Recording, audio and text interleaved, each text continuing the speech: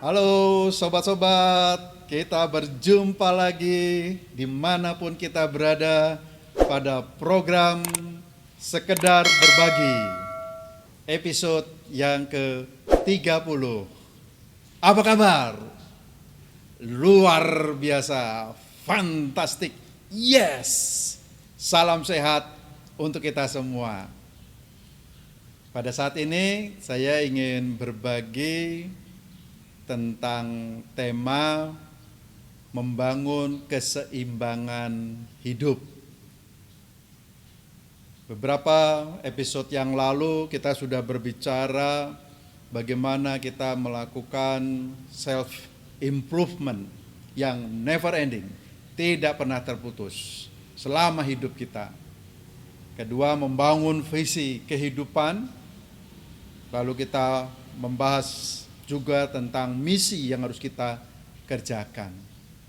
Tetapi untuk apa semuanya itu? Jika di satu aspek kita mengalami kehancuran, di satu aspek kita mengalami kegagalan.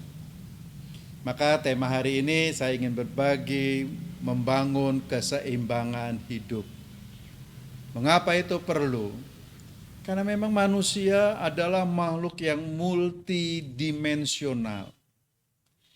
Terdiri dari raga, ada jiwa, psike, ada roh, spiritual. Juga dia multi aspek. Psikologi, sosial, ekonomi, biologis, kultural, dan sebagainya. Maka tidak mungkin kalau kita hanya membahas manusia hanya dari satu dimensi saja atau dari satu aspek saja. Manusia bukan hanya homo laborer, hanya bekerja. Manusia juga adalah homo sapien, manusia yang penuh hikmat dan seterusnya. Maka goal in life akan menjadi sempurna jika kita mengerjakannya secara multidimensional dan multi aspek.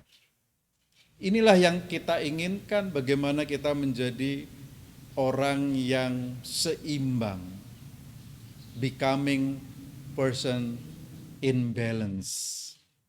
Kita berkarir tapi tidak mengorbankan keluarga. Kita berkarir tapi tidak mengorbankan spiritualitas kita. Kita beribadah tapi tidak mengorbankan aspek sosial kita, aspek karir kita, aspek keluarga kita, dan seterusnya. Maka becoming orang yang seimbang, person in balance, adalah cita-cita ideal bagi kita bersama. Atau kita menjadi seperti ini.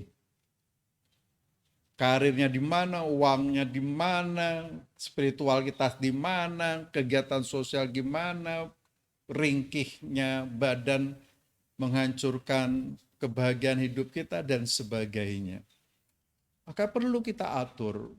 Kerja keras oke. Berkarya oke.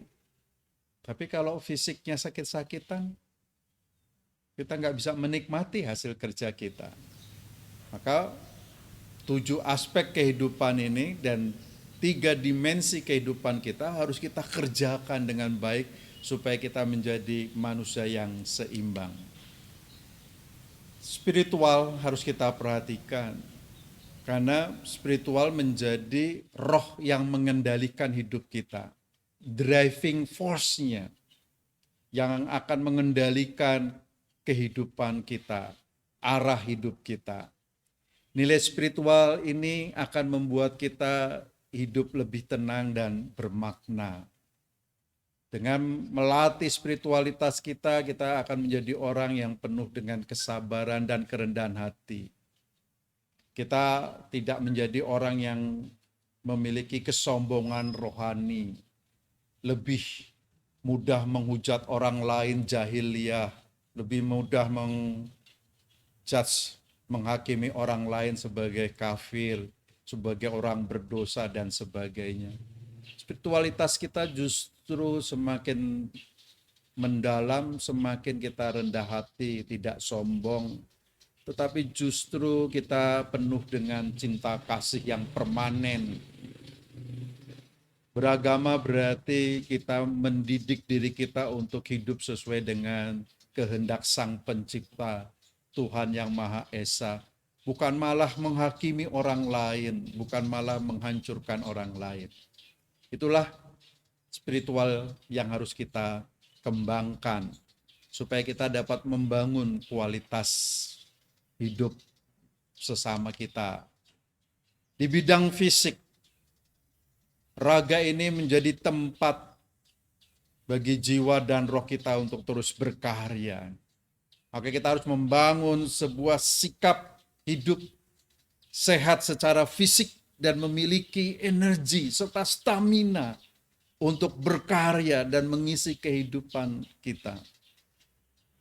Raga, jiwa, dan roh tidak bisa dipisahkan, tetapi dia dapat dibedakan.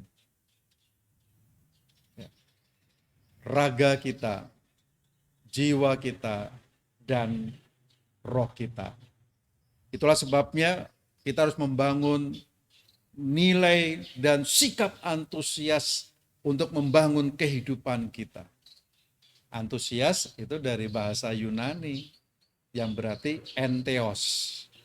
Jika Tuhan Sang Pencipta ada di dalam hidup kita. Nah, kita antusias karena hidup ini akan bermakna bagi Sang Pencipta. Memiliki semangat, energi, gairah dalam bekerja, dalam bertindak. Fisik ini perlu dilatih. Fisik ini perlu menjadi sarana bagi kehidupan kita untuk terus berkarya. Maka harus seimbang, makanan yang baik, istirahat yang baik. Itulah sebabnya kita menata kehidupan kita. Kapan kita harus bangun, kapan kita harus belajar, kapan kita harus berolahraga, kapan saya harus membaca buku, kapan saya harus beristirahat. Kebajikan seperti itu sebetulnya menoto hidup kita.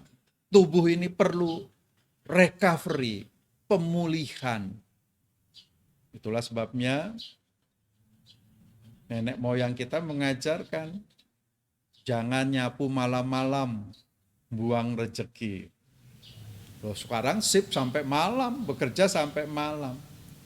Tapi sebetulnya ada hikmat kearifan lokal yang ingin diajarkan kepada kita. Tubuh ini perlu istirahat, tubuh ini perlu pemulihan, supaya esok bisa kerja dengan baik, supaya esok bisa kerja dengan kuat, supaya esok kita sudah sehat kembali. Maka tubuh yang sehat akan menggerakkan hormon-hormon dalam tubuh ini juga berpikir yang positif, positive thinking, optimis, hidup yang baik. Itulah sebabnya ada moto mens sana in corpore sano. Dalam tubuh yang sehat terdapat jiwa yang kuat. Coba, kenapa ketika kita menonton lawak kita bisa tertawa, kita bisa bahagia? Karena kita tidak sedang sakit. Ketika kita sakit diare, ketika kita sakit apalagi kena COVID-19, kita tidak bisa melihat keindahan alam. Terbenamnya matahari yang penuh dengan aroma yang romantik, malah justru menimbulkan hati yang marah dan seterusnya. Dengan badan yang sehat, kita bisa menikmati humor, kita bisa menikmati keindahan alam dan sebagainya. Nah, di situ maka fisik pun harus dijaga, fisik pun harus dilatih.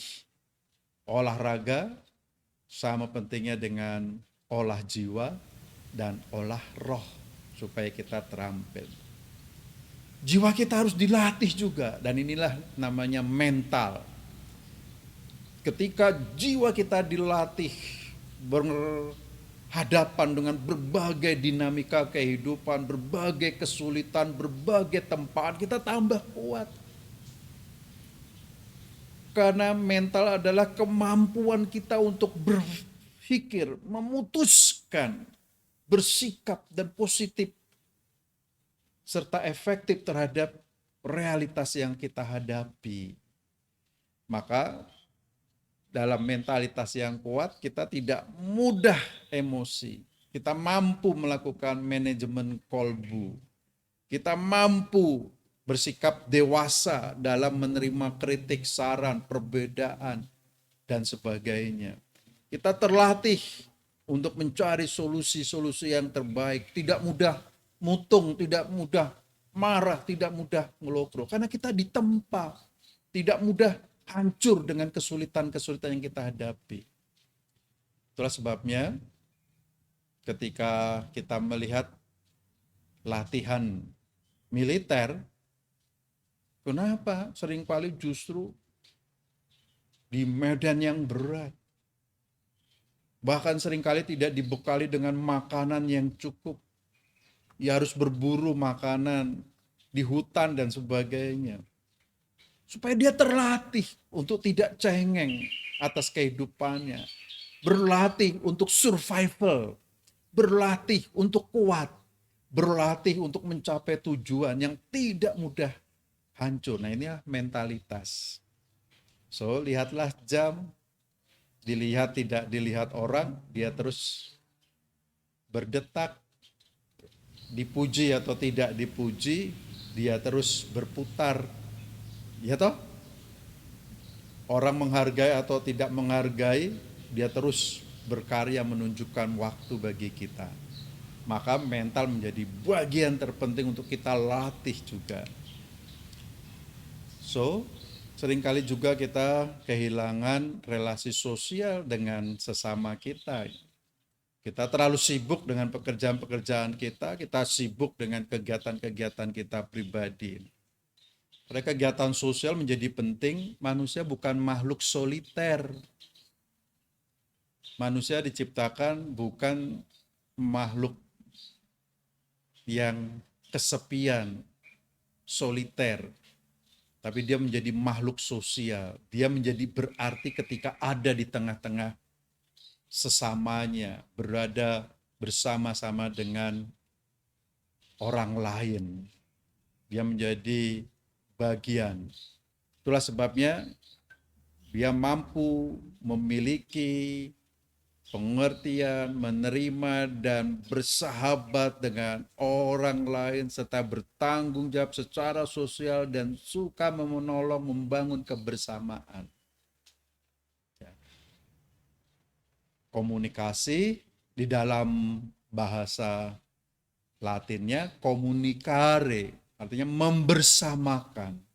Saya menjadi bersama-sama, menjadi satu bagian, sehingga saya berarti mampu menjalin sinergi, mampu membangun hubungan interpersonal yang baik, bukan malah memecah belah, ya. Terlatih untuk membangun kebersamaan itu, membersamakan, menyatu padukan, komunikare. Itulah sebabnya ada ilmu komunikasi. Komunikasi bukan sekedar berbicara, tapi bagaimana membersamakan. Salah satunya adalah dengan bahasa yang sama, pengertian yang sama. Kalau berbeda, pasti akan menghasilkan perpecahan, perbedaan pendapat, dan sebagainya. Karir sangat penting, karena karir adalah aktualisasi diri, mencari jalan untuk tampil lebih baik dalam profesi serta karir kita terus-menerus. Dalam diri manusia diberi karunia, potensi-potensi bio, psiko, spiritual untuk terus berkembang. Suatu ketika seorang guru berkata pada murid-muridnya, ini ada gelas, saya isi batu karang. Apakah sudah penuh? Murid-murid menjawab, sudah. Bisa enggak diisi yang lainnya? Tidak bisa. Lalu guru itu mengambil kacang hijau dan menuangkannya masuk ke relung-relung yang kosong. Nah, sekarang sudah penuh? Sudah. Bisa diisi lainkah? Tidak bisa. Lalu sang guru mengambil pasir dan menuangkannya ke gelas. Ternyata masih bisa masuk ke relung-relung yang lebih kecil. Sampai penuh. Dan guru bertanya, sekarang sudah penuhkah? Sudah. Bisa diisi lagi? Tidak. Lalu sang guru mengambil air dan menuangkannya. Lihat. Nah, inilah gambaran kehidupan kita. Potensi-potensi dalam diri kita bisa kita kembangkan terus-menerus. Dan karir adalah dengan bijaksana kita mengambil keputusan-keputusan yang tepat, cepat, dan benar untuk mengisi, membangun, merealisasi semua potensi-potensi raga, jiwa, dan roh kita, bio, psiko, spiritual kita, terus-menerus menggunakan waktu yang seoptimal mungkin, yang efektif, efisien, mengerjakan tugas-tugas kita sampai tuntas, mengerjakan pekerjaan-pekerjaan baik di kantor, di sekolah, dimanapun kita berada dengan baik, dengan target yang baik, dengan target yang ideal, kita terus kerjakan, berpikir proaktif supaya terus-menerus kita berkarir dengan baik. Nah, semakin kita berkarir, semakin kita mampu, semakin kita mampu, semakin kita lebih mampu. Dan karir itu juga yang akan mendatangkan cuan. Keuangan kita. Keuangan itu tidak ditentukan berapa besar uang yang kita miliki, tetapi how to manage. Bagaimana kita mengatur uang itu dengan baik. Bagaimana kita menjadi orang yang pandai menghemat uang, waktu, dan tenaga kita. Menghemat bukan pelit, bukan kikir. Menghemat adalah mengeluarkan uang dengan tepat dan dengan hasil yang baik. Sedangkan kikir tidak mau mengeluarkan uang padahal dibutuhkan. Itu kikir, beda. Hemat berarti bagaimana kita menggunakan segala potensi finansial kita, waktu kita, tenaga kita dengan tepat. Sehingga dia akan menjadi sesuatu yang produktif, memiliki kemampuan investasi. Orang yang punya talenta yang sama tapi tidak mampu memiliki kemampuan manajemen yang baik, kemampuan investasi yang baik akan menghasilkan orang yang berbeda. Bagaimana kita mengorganisasi sumber-sumber daya yang kita miliki, diri kita, modal, lingkungan, waktu, sarana, dan sebagainya. Siapa yang diberi waktu oleh Tuhan lebih dari 24 jam? Tapi kenapa kita berbeda? Karena kita berbeda menggunakan 24 jam itu secara baik, secara tepat, secara benar. Rajin juga memberi persembahan, sumbangan, zakat, sebagai ungkapan bahwa Tuhan yang Maha Kuasa, Tuhan yang memelihara kita itu sedang berkarya. Maka ketika kita memberikan persembahan, kita memberikan sumbangan, kita memberikan zakat, kita memberikan pertolongan finansial kepada orang lain, itu sama adalah kita sedang berbagi kehidupan, sharing of life. Kita berbagi kebahagiaan, sharing of happiness. Karena kita bahagia sudah mendapatkannya itu. Nah, seringkali kita sukses di karir, kita sukses mencari uang, kita sukses di aspek yang lain, tapi keluarga kita berantakan. Maka aspek membangun keseimbangan dalam kehidupan keluarga juga tidak boleh kita abaikan. Memiliki keluarga yang bahagia, keluarga yang bersatu, dan keluarga yang harmonis.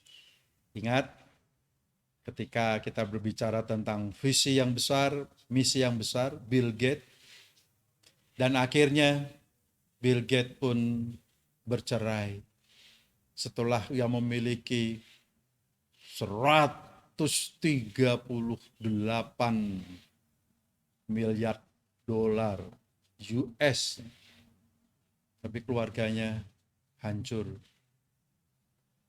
karena kehilangan makna perkawinan. Keluarga Adam dan Hawa ketika diberi di Taman Eden. Taman Eden dalam bahasa Kaldi adalah taman kenikmatan, taman kebahagiaan, taman sukacita. Jadi setiap orang yang membangun keluarga sebetulnya diberi oleh Tuhan adalah Taman Eden itu. Dia tidak sama seperti Taman Juruk, dia tidak sama seperti Puncak, dia tidak sama seperti Balai Kambang dan sebagainya. Taman Eden adalah taman kebahagiaan, taman sukacita. Bahkan dalam bahasa Aram disebutnya tamannya Allah. Harusnya suami istri menikmati kebahagiaan di Taman Eden itu. Tetapi kenapa tidak bahagia? Karena mereka lebih mendengarkan suara iblis untuk melawan Allah. Suara setan dalam bahasa Yunani artinya Satanas yang melawan kehendak Allah. Ya, hancur. Taman Eden itu hilang dari keluarga kita. Taman kenikmatan itu hilang. Taman Allah itu hilang dari keluarga kita. So, menjaga keseimbangan hidup harus kita jaga juga. Taman Edennya jangan hilang. Taman kebahagiaan jangan hilang. Taman kenikmatan jangan hilang. Jika surga adalah pelabuhan, maka pernikahan dan keluarga kita adalah perahu yang akan membawa kita ke pelabuhan itu. Jangan karam. Oke, sobat-sobat, kita bangun moto mental pemenang. Good, better, best. Baik, lebih baik, menjadi paling baik. Never settle for less. Jangan nyaman di sesuatu yang serba kekurangan, kurang percaya diri, kurang bersosial, kurang beriman, kurang dalam segala hal. Always do the best. Punya inspirasi, punya kekuatan. Saya harus melakukan the best dengan segala apa yang saya miliki. Till better, get the best. Sampai yang lebih baik menjadi paling baik. Membangun mental dalam diri kita. Saya pasti bisa. Yo, sobat-sobat, kita terus bangun keseimbangan hidup kita. Komitmen self-improvement, visi yang agung, misi yang agung akan berarti jika hidup pun seimbang. Salam, berjumpa di program Sekedar Berbagi berikutnya. Semangat, sehat,